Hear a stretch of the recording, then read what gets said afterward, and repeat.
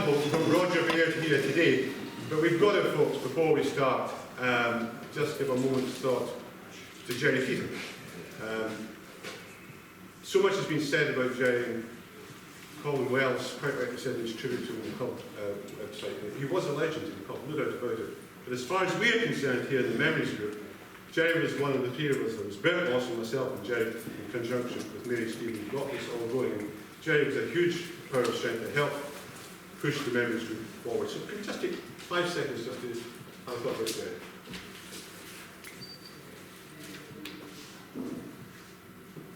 Right, folks, we're understarters, as I say. We've got Roger Baird, isn't that good? Listen, we all know about his records, playing for Scotland. Playing for the British Lions, by 83 you played in all 4 of the tests, is that correct? It's quite a big deal going into that country and playing all 4 test matches. I suspect that many of us will associate him so much more, not with the great international runs, etc., but watching him on the 7-a-side circuit down in the Borders especially. And at the age of 17, I think, you're still at Merkerson, you got a Melrose medal? At the age of 17, whatever that was. So, and it's just fantastic. So, without any further ado, ladies and gentlemen, Roger Baird.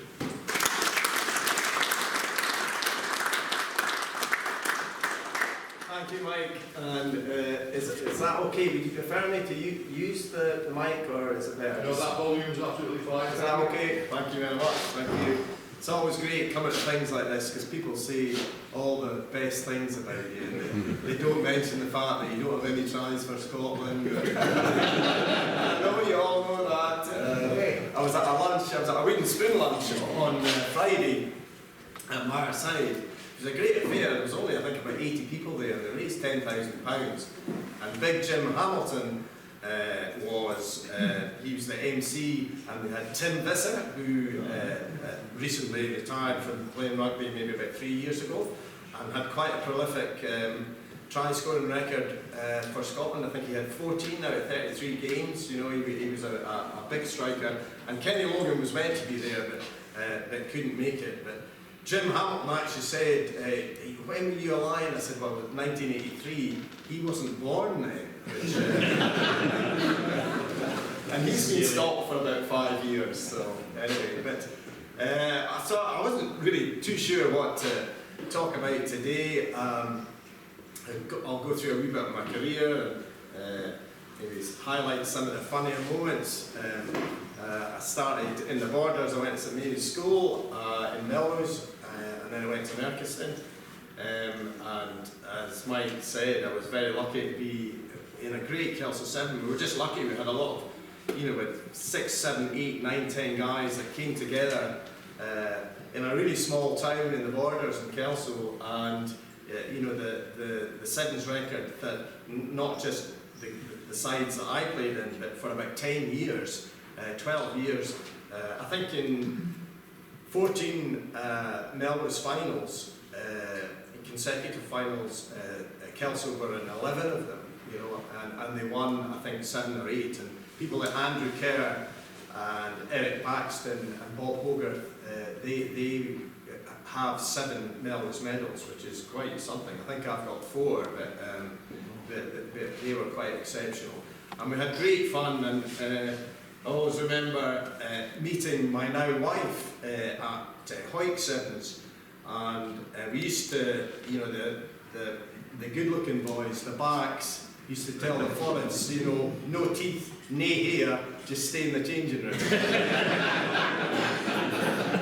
and the brat pack would walk round through the crowds, between ties and whatever. So Bob Hogarth introduced me to the lovely Louise, and anyway, we decided we'd meet next week, and I would take her out for dinner. And I thought I must take her to the best restaurant in the Borders, and there's a lovely French restaurant at Gattonside, just across the river from the swing bridge over the Tweed, Melrose to Gattonside. So I took her there, picked her up from her mother's house, and anyway, we got in there, and she ordered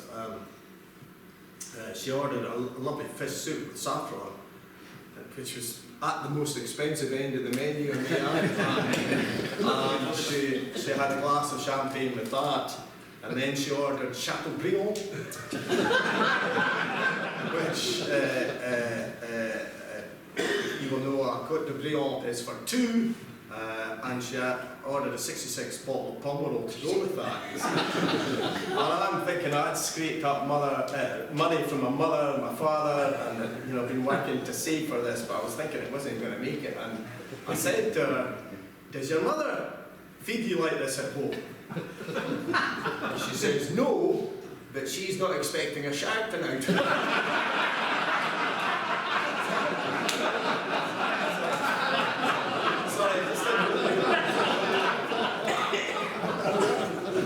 Anyway, I've been all over the world with sevens. I've been at Hong Kong, and France, Ireland, down south, whatever. I think I had 9 trips to Hong Kong actually, which was, when you're a boy from the borders, it was like spaceships when we first arrived there. Just fantastic fun. And then, of course, my career was synonymous with Jim Telfer. And Jim Telfer is, I would say, he's the architect of everything that's been great about Scottish rugby. A tremendous man, still very forceful now. He's getting a wee bit more frail. And we were all very sadly at Dr. Donald MacLeod's funeral last Thursday. So D.A.D. MacLeod, who many of you might have been operated on actually, because he was West Lothian Bangor Hospital, and Donald Angus David MacLeod, Dad MacLeod, and he was actually, you learn so much at people's funerals that you didn't know, and Donald was, he basically created sports medicine for players, player welfare and whatever. And when he started in 1969, they didn't even have a medical bag. All they had was a magic sponge, and he took a few things from Bangor Hospital, bandages and stitching equipment and whatever, and that was a medical bag. But what we have now with player welfare and head assessments and everything, it's all down to Donald MacLeod. He started all that, and that went multi-sport. And Princess Anne was a huge admirer of what Donald had done, because obviously she was in a very physical sport in cross-country jumping and whatever, and lots of injuries and whatever, but he took that to the extreme. And we had in 1984 when we won the Grand Slam, after the Triple Crown game, Roy Laidlaw got badly concussed, and Donald, there was massive celebrations going on. All Roy's teammates and were very concerned about him, that we'd all gone out in the town and hit the night. But Donald stayed the whole night with Roy, and that was the kind of chap he was. And that was a bit of a bizarre game, the Triple Crown game, because Roy, I think, scored 2 tries and had an amazing game, got injured, and Gordon Hunter came on. And Gordon's from Selkirk, and this massive border rivalry, through all the towns.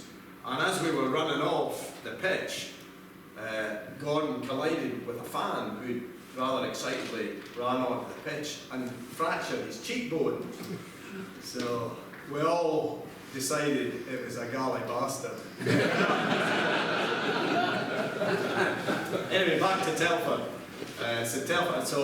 I bought, during lockdown, a VW California touring van, you see. So a year last October, my wife, myself and our 2 dogs did a horseshoe around France. So we went through the tunnel. It was all driven by drink actually. We went to Rennes for champagne, we went to Mâcon for the Burgundy, went to Lyon for the food, and then we went up over the Massif Central to a place called Aurillac. So Gordon Dixon's brother Richie was the captain, and this is my first B cap against France B. And Aurillac's way up, right at the top of the Massif Central, and they always play a game before the game in France. So it was a junior game going on, and the pitch, it was like one of John Graham's ploughed fields. It was just a mess. And we were in the changing room, and I made the mistake of sitting beside Telfer at lunch, because nobody was there, and I was a bit late, you know, being naive, you always get down early, so you don't have to sit beside the coach.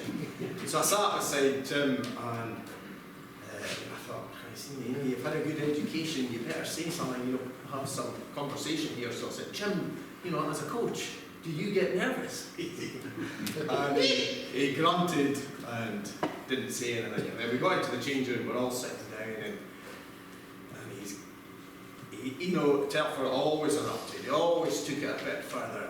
And I was sitting on my lunch, and that wee bastard from Kelso says to me, do I get nervous? And then we so once he's gone blasting everybody, take any bit of confidence that you might have had out of your body, he says, right boys, let's get up, and let's get prepared for this, and we'll do a bit of boofing. So boofing is basically you get hold of the guy next to you, so the back's all waiting for the backs, and you hit shoulders alternately as hard as you can, you see. So there was a lad called Andy Dunlop, number 8, from Highland, and only, you know, he's a bit slow and whatever, good player. So Jim ends up, because it's 15, you see, so there's one out, and it's Andy, a wee bit slow at the back, so he gets Telfer. And he says, come on Andy, hit me. You see, Andy gives him a bit of this, because he can't quite see the logic of boofing. And Telfer says, come on man, you got your head on that. And hits him, you see, slaps him in the face.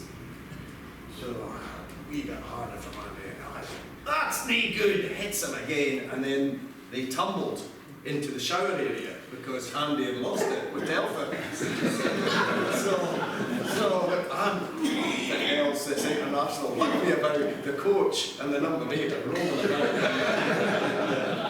And so eventually we went out and we won something like 9-3 in a totally forgettable game. And it was only actually recently, Arthur Hastie's funeral. He was a great Scottish rugby man from Kelso that met Gordon and Richie down there. And I was asking Richie about that, and I said, I mean, was that all premeditated? You know, that Telfer was going to, you know, start rolling about in the showers, whatever. And Richie said, when he went out, when the referee came in and said, right, toss the coin, captains, please, they were outside. And Jim Telfer was sitting in the seat, and he says, never let me do that again. So, and actually, on Telfer again, I'll just finish in Telfer a wee bit there. So in 1983, Scotland went down to Twickenham, and we were in, I can't mind the name of the hotel, but you go quite close to the ground for your last lunch and whatever, and we're sitting there.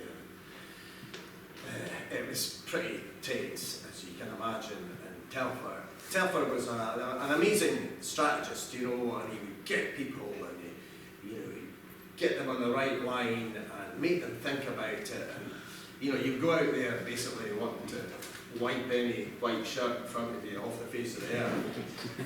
So he started saying, 2 years ago we came down here and we lost a game we should have won. Listening to these English entitled bastards all this week, rubbing it down your, shoving it down our throat and rubbing our noses in it. It's not going to happen again. John Rutherford. So John, best player I've ever played with or against, just phenomenal. John's a bit nervous in these situations. I can see he's hyperventilating. He says, how many touch kicks did you miss 2 years ago, John? So John hasn't been sleeping with a video under his pillow for 2 years, so he's not really sure. He said, four, Jim. No, man, it was 6. 6! Well, can he afford that? Didn't let it happen again today. Colin Beans. How many throws did you miss 2 years ago? 3, Jim. He's quite chipper, Colin. He's quite confident, you know, goes right back at it. Nay, man! It was 7! 7 throws! We can't afford to lose that amount of possession. Didn't let it happen again. And then he goes to Alan Tomes. Tumba! Tomes, big fat Tomes. Tumba. how many line-outs did you lose against Wade Dooley 2 years ago? So Toomba is from the northeast. He travelled in a Morris Minor for 13 years from Gosford to Hawick. Amazing, and he would do it twice a week. Just a great forward, one of Scotland's all-time greats. And Toomba would always say it as, you know, he was a big man, he was a hard man, and he wouldn't take any nonsense. And kept his head down, and he didn't say anything. And Delver says, come on Toomba, be honest with yourself. How many line-outs did you lose to Wade Dooley? And Toomba didn't answer. Didn't answer again. He says, Klausman, come on, be honest. How many line-outs did you lose? And Toomba says, 2, Jim. No, I said 2. It was 4 or 5. It was like taking Swedes off a beer. Get yourself right today, you see. So on that, we got up and we went on the bus. And Toomba was sitting at the front, and I sat down beside Toomba, and he was pretty quiet. Telfer came up the stairs onto the bus, put his hand on Toomba's shoulder, and he says, you were on the plane 2 years ago.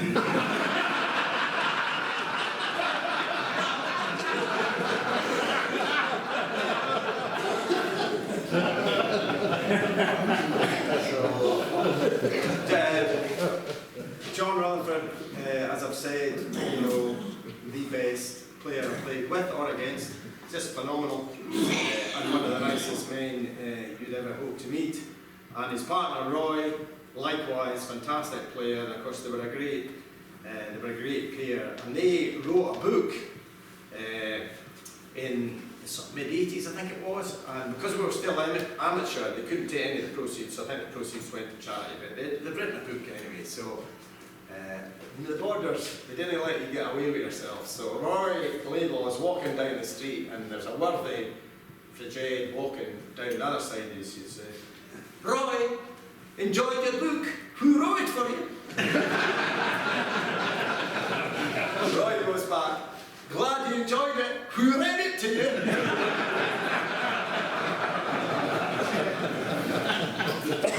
you? John Rutherford, you know, service to his town and his rugby club and whatever, just phenomenal. You know, he's been president, he's been coach, he's done everything for Selkirk Rugby Club. He just loves Selkirk. And when he was younger, his father, we put the 3 boys, John, Billy, and his elder brother Mike, I think, they'd all go in the back seat of the car. And when they went through Gala, he put a travelling rug over the top. And John always says, you know, he goes on about Selkirk being the best place in the world, it's just fantastic. And he says there's even 3 lassies for every laddie. And we tell him, aye, but it's the same 3 lassies.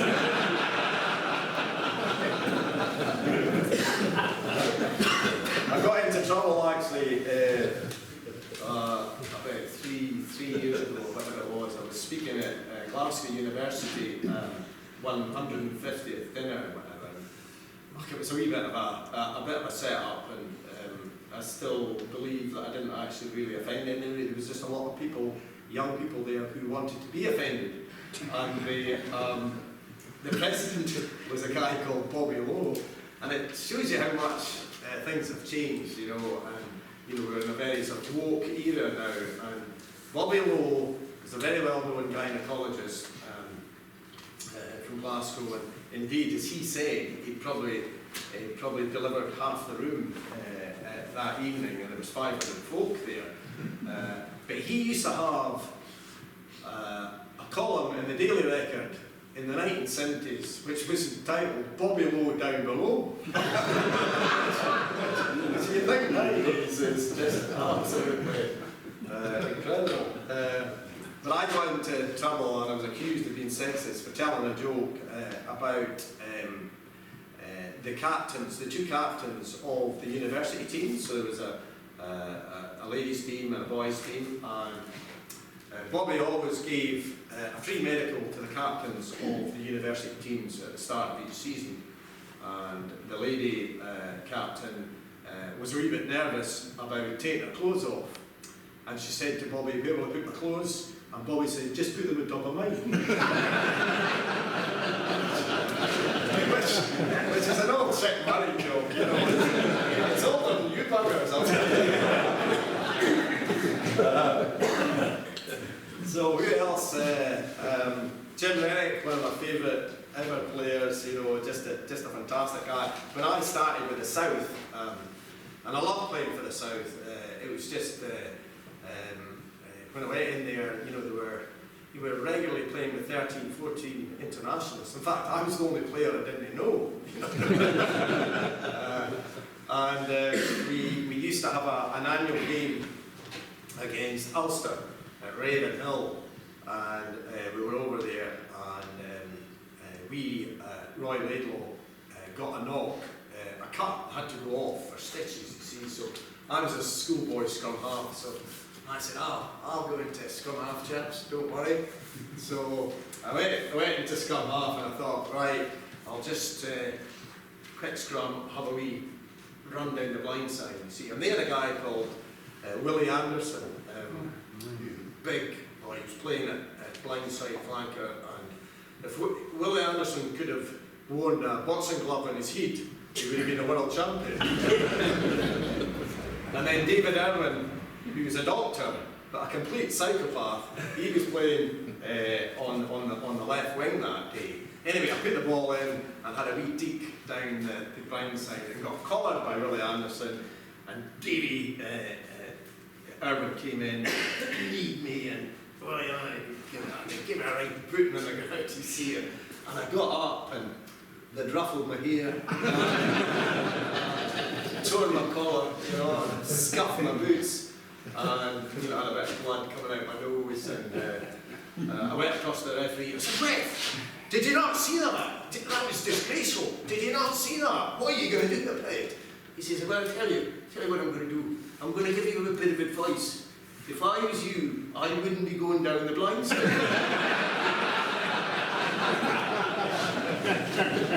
So I went back to the left wing and scored 3 tries down my left wing, you see. And at that time, the South would have a series of games. So we were training next week, and the selectors called me in, and I said, "Look, guys, I'm sorry, it was all my fault. It was all my fault." They said, "It wasn't your fault, it was our fault for picking you." And they said, "We've got a young lad coming through, Ivan Tucolo, and you know, we're not sure whether we're going to pick you or him next week. So you're going to roll the dice." I said, "All right, what are the rules?" 1 to 5, you're out.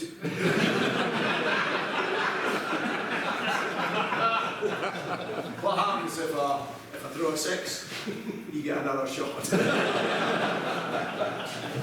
So the highlight, I'm not going to go too long, because I'm sure I'm wet. So the highlight of my career was 1983, and I was 23 years old, and I got picked to go in the Lions. And interestingly, Jim Hamilton asked this on Friday. He said, "What do you think is better? Would be better winning a World Cup or going in the Lions tour?" And I said, "Well, I didn't play in a World Cup. I went in 1987, but Scotland had an absolute idiotic policy, and they told us all this before we left, and I had no issues about not being in the first team, but they didn't use the resources. They said they were going to play their strongest team in every match. So we had games against Zimbabwe and Romania and whatever, but they played their #1 team, and of course when we got to the quarterfinals against New Zealand, they were all buggered, you know, they were knackered, and they were tired, and they hadn't used the resources at all. So that was actually, having been in New Zealand twice, once with Scotland in 81 and then 83 with the Lions, and then go there in 87 and not to play. And remember, it was amateur then, and we were away for 4 weeks or whatever it was. It was all your annual leave. So there was a bit of a deterioration in the 6 or 7 of us that never got a game, and we actually formed the Vodka Club, which wasn't quite so clever.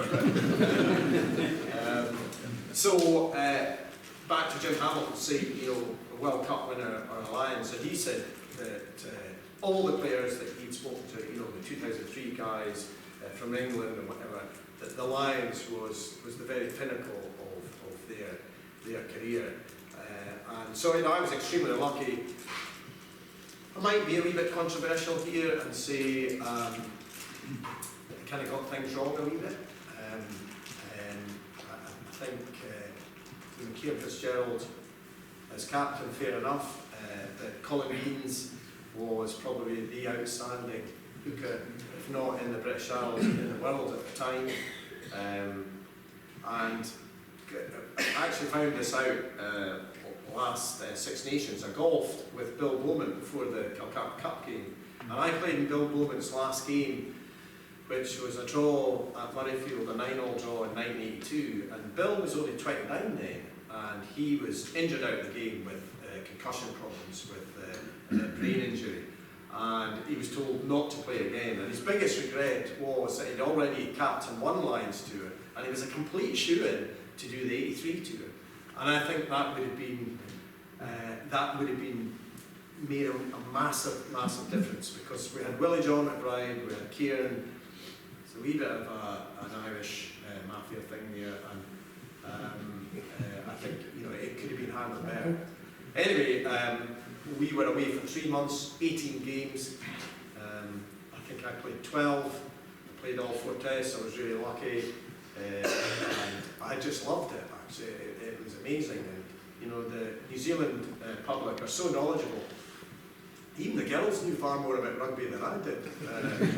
But they were, you know, it was just a phenomenal thing. You know, hundreds of people coming to watch your training sessions, and the weather was okay. We were lucky that way, and you know, I managed to dot down a few times as well, which was great. So I thoroughly enjoyed it, and you know, to go away, it was almost professional, if you like. 3 months on tour with a great bunch of guys.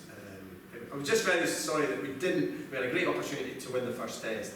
And if you're touring, you've got to win the first test. Although Finlay Calder's Lions in '89, they lost the first, and then the Battle of Ballinamore. I saw Finlay for a coffee last week actually, and we were talking about that. You know, Robert Jones, if you remember, standing on Nick Farr Jones' foot at the first scrum, and Nick Farr Jones pushes Rob Jones, and then they start fighting, and then Teague and Deans and all these boys went piling in. It was just a massive stramash. Not very good at all, I'm sure, but it set the tone, and the Lions went on to win the second test and the third test. But in New Zealand, you know, you really got to win the first test, because they're only going to get better. And you've had maybe about 6 games before the first test, 6 or 7 games, so you should be tuned and ready to go. Anyway, that was that. I feel very privileged. You know, people often say, you had a great career, but it's all luck. You know, it's all luck that I always say, if Rory Underwood had been a year older, he would have. I mean, Rory Underwood was just phenomenal. So I would have gone as the left winger. He came onto the scene the year after that, and also injury. There's so many guys get injured, and one of my very good friends, who I was actually who I was donating the money to at the Glasgow University, because he was an ex-Glasgow University player. There was a guy called David Miller who went to Merchiston. David was a 6'5", number 8, with all the ball skills. Just a phenomenal athlete, and would have gone all the way. He was playing for Glasgow district at a very early age. And in fact, I played in a game against David, and he went to New Zealand for a season down there and broke his neck, and you know, that was the end of David's career. But you know, so you never get carried away with yourself. I was extremely privileged. I had great coaches, I had great teammates, and you know, very, very lucky. So delighted to be here today, and hopefully that was a wee bit of an insight into my rugby career.